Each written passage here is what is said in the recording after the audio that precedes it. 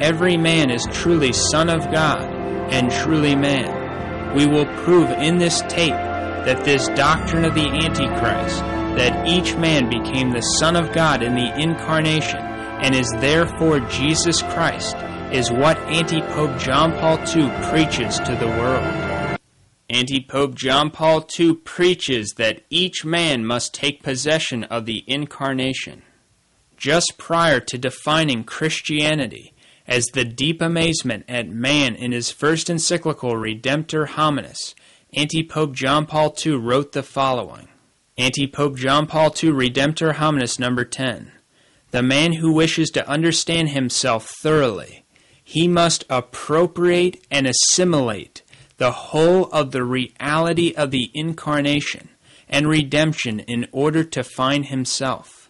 If this profound process takes place within him, he then bears fruit not only of adoration of God, but also of deep wonder at himself.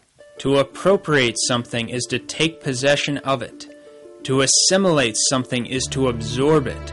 Therefore, Anti-Pope John Paul II is saying here that man must take possession of the Incarnation. That is, he must take possession of the fact that God became man in order to find himself.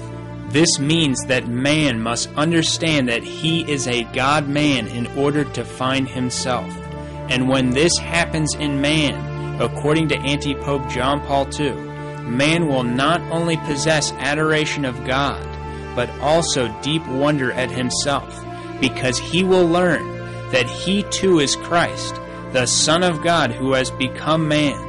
And this is why Anti-Pope John Paul II defines Christianity as the deep amazement at each man in the very next paragraph of this encyclical, confirming that this worship of each man flows directly from the Incarnation. Moreover, Anti-Pope John Paul II repeats his important message about taking possession of the Incarnation in order to find man numerous times in his writings, since, as we have already shown, it is the foundation for his entire gospel of Antichrist. Anti-Pope John Paul II preaches that the gospel is the good news of man. Anti-Pope John Paul II defines the gospel as the deep amazement at man in his first encyclical and numerous other times. But Anti-Pope John Paul II also defines the gospel as the good news of Jesus.